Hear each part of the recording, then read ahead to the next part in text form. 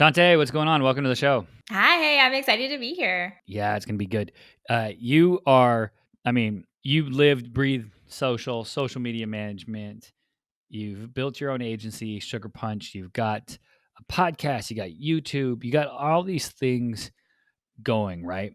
And that's awesome. And people see that and they go, whoa, like she's got it put together. She's got all these things. But for the person who's thinking about maybe leaving their full-time gig or just picking up clients on the side, as a social media manager, I guess what should somebody do if they want to take that step? What's the first thing that they should do if they want to become, a freelance or full-time social media manager? Yeah. It depends on how much you know about marketing, but the first thing you need to do is to get some kind of skill that you can then leverage to actually get clients. So if you want to be a social media manager, pick a platform, focus on that one, learn all the strategies, learn all the best practices, and then do something maybe pro bono or, work with a charity or volunteer to help a friend or a family member and figure out how to grow their account and get the results that they want. And then you can use that for your portfolio. You don't necessarily have to have like the social presence yourself right away. Like mine didn't even start growing until I started offering like products and like passive income.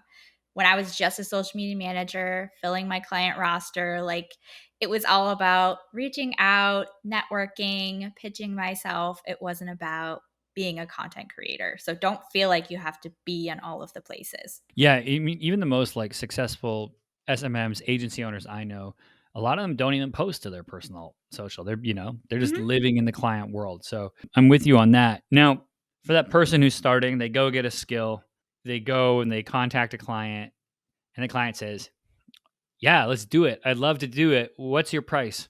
And now we all have that Oh, I feeling love where we're that like, question. and then the SMM frantically starts Googling, what should I charge? Yeah. Walk me through how you think people should price their services when they're in the freelance game. Yeah, so I have a spreadsheet calculator for this because I'm awful at math.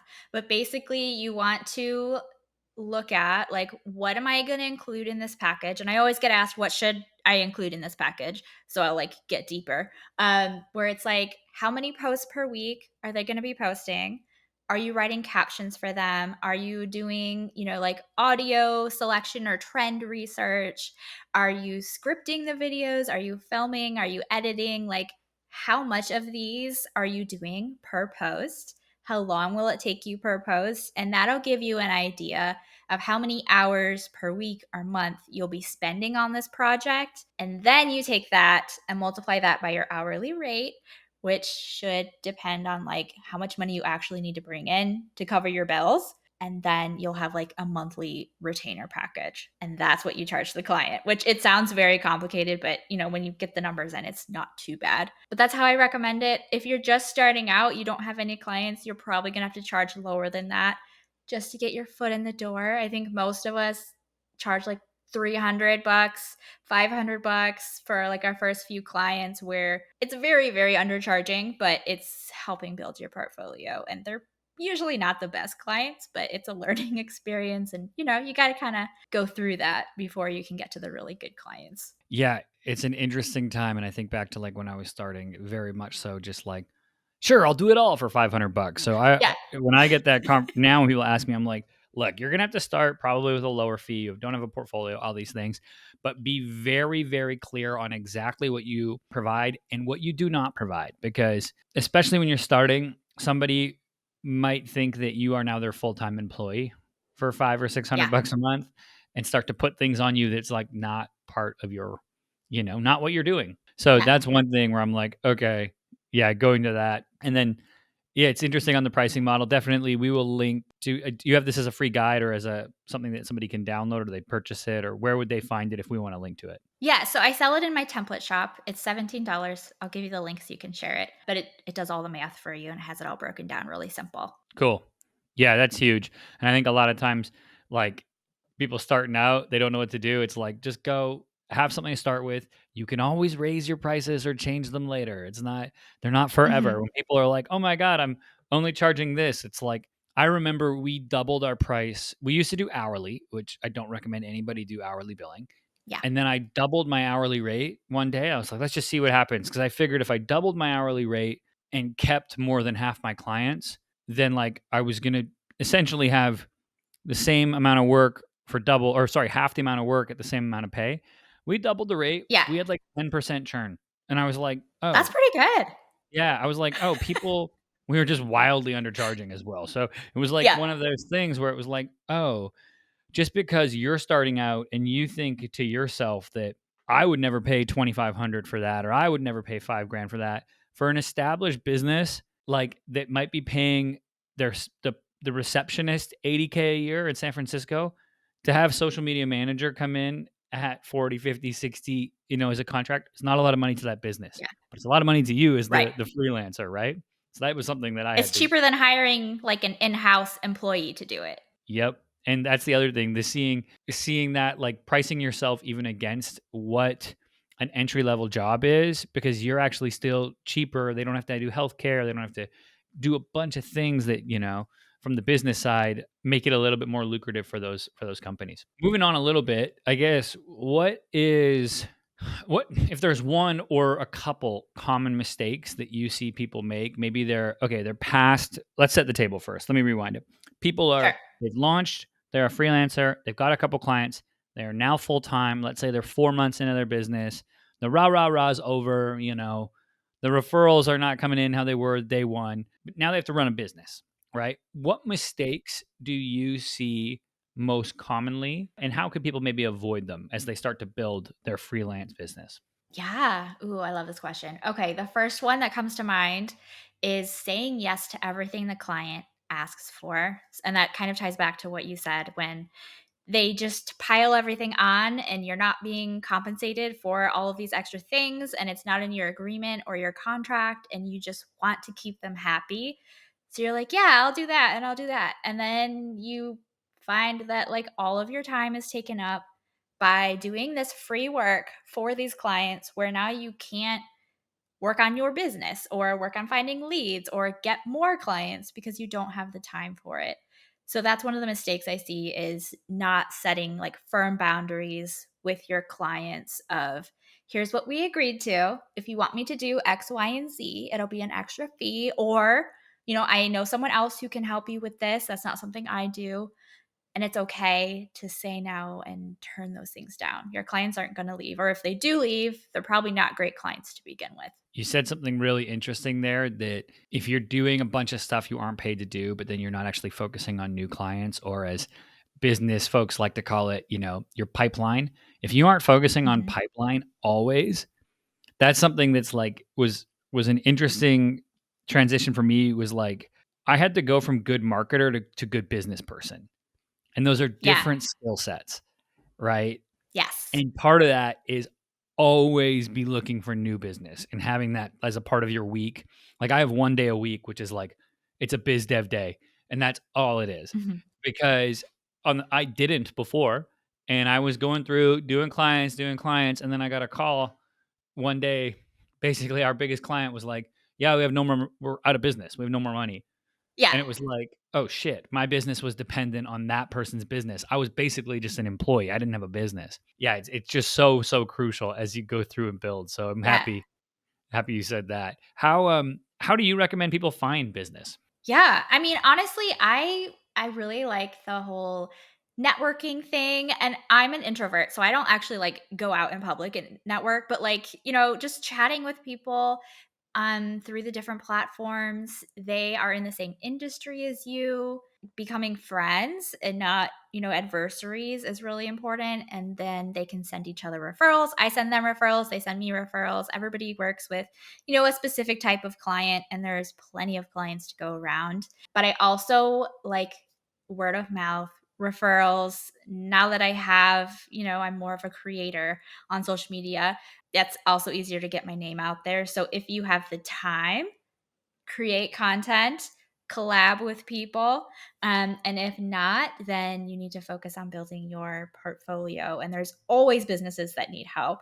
Even if they don't have the budget for it, you can always kind of help them out, get the review, get the testimonial, build it in your portfolio, and then kind of move on to bigger projects. But that basically it's kind of get in there, get to know your other people and get to know business owners that need help. You said something there where you said everybody kind of works with one type of client. And as you know, you get into the business world, you're doing this. A lot of people say niche down, right? Niche down, pick something, Mhm. become known as the expert in that. Did you have a particular niche when you started? No, I honestly, I mean, there was stuff that sounded fun, but I just wanted to get paid. Like, I needed money, I needed to pay the bills, and so it was whoever wanted to hire me could hire me, and I think that's honestly a good way to start out so that you know what you like and what you don't like, and it could be like, "Oh, I really love interior design, like, it sounds really fun," or, like, working with wedding professionals, but then when you actually start working with them, they're a very creative bunch. They have high seasons and low seasons, and they might also be very particular in how they want things done and how they want things to look, which I have interior design clients. I love them. I love working with service creatives, but it's not for everyone. And so it's kind of like one of those where if you haven't experienced it, you don't really know what you do like and what you don't like and what you're good at and what you're not good at. Yeah, it's interesting when we hire people into the agency, I always say, okay, what's a dream client? And everybody says the same thing. They're all saying musician, musician. They want to work with their favorite artist. And I said, okay, look, this is my thought on it. I go, great. If you want to work in music, we got to go a 2 millimeter shift with what we aim. The musician's never going to pay you. You're never going to get paid. Try collecting money from a musician. It's no offense to anyone who's listening who's a musician, but it's hilarious. Um, but who might pay you is a microphone company or a headphone company. And those Mhm. people get you into the events and get you access, and you're still working with those musicians, but you're doing it now with a product company that has a little bit more maybe predictable revenue, business ops in place that will pay Yeah. you. So I'm always like, if there's a dream industry when everyone's trying to be Kanye West's social media manager or Beyonce's social media manager or whatever, how do you go around the side and be the microphone that she's using? How do you be the SMM for that? And I like taking that approach, and that's been something that when we work with our staff, I'm always like, look for those other ways in to facilitate the dream. Yeah. It's like out of the box thinking. Yeah, it's been interesting because they all go, oh, that makes way more sense. Now you have the creator side. Now break down where your business is at today. Like, how does it work? You got the agency, you got creator stuff. Walk me through how you make money and how you spend your time too throughout the week. So nowadays, I have my agency. I like to keep our client roster small, like 10 clients max. And for the most part, I do the strategy, I do kind of the big picture. And then I have a copywriter, I have a video editor, video specialist, graphic designer, engagement specialist. And then I have a client concierge, and she kind of, is the in between and does all the deadlines and stuff.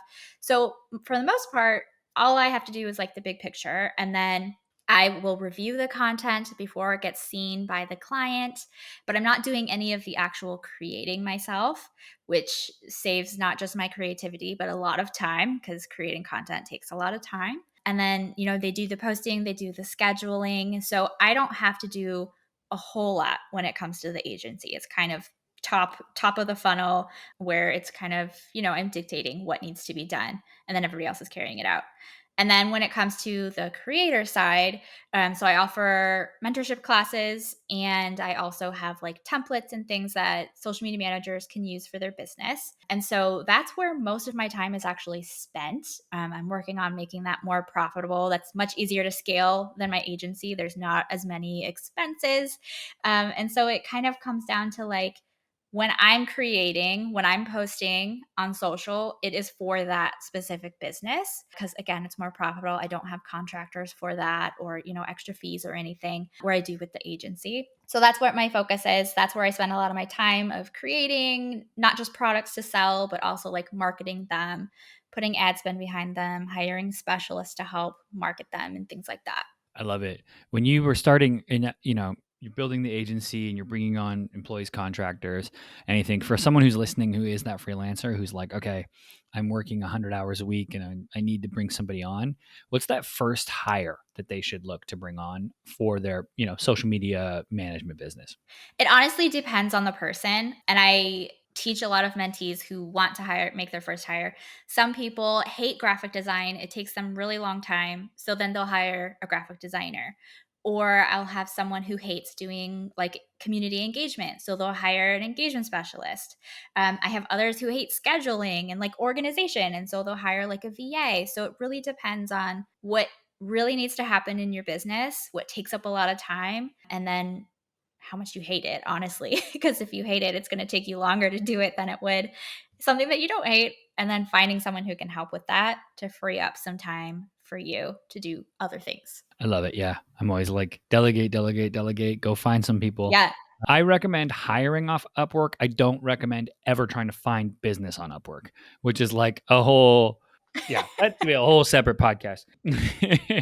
Now, you have a very online business. You're a creator. You're in it, right? It can take up a lot of time.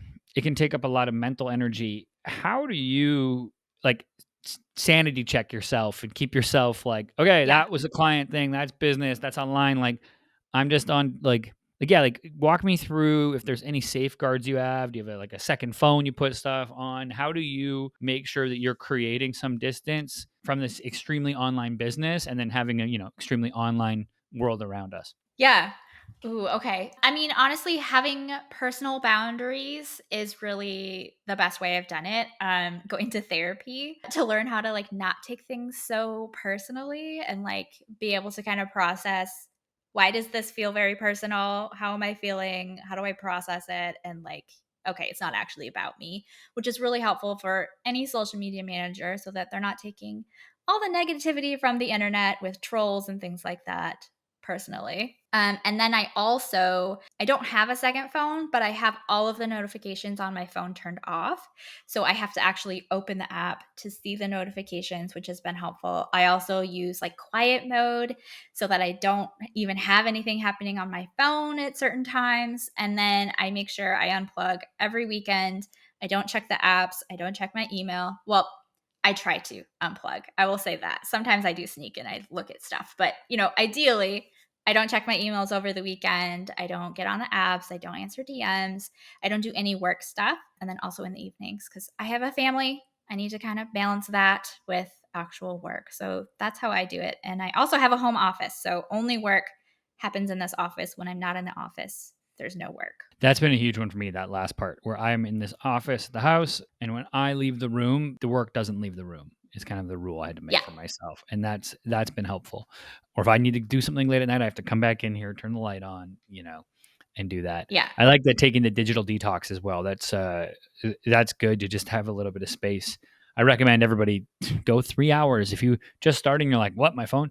Just like go for lunch without it and then work up to Yeah. be like, okay, a day, the nights, whatever it may be. Shanté, this has been awesome. Now, for those who want to learn more about, your services or they want to check out your podcast, your YouTube, where should they go to connect with you? Yeah, so everything is linked on my website, sugarpunchmarketing.com, or you can find me on Instagram at Sugarpunch Marketing. That is my favorite platform. That's where you'll find me. I always answer the DMs and the comments. So you can head over there. If you need help finding something, I'll link it to you. But I'm excited to chat more. Sweet. And we'll put links to all of those in the show notes so you can go check out some of the great resources that Shanté has. Thanks again for coming on the show. I appreciate it. Thanks so much for having me. All right, everybody. That's it for this episode. As always, I'm your host, Jordan Shelton. I'll catch you next time.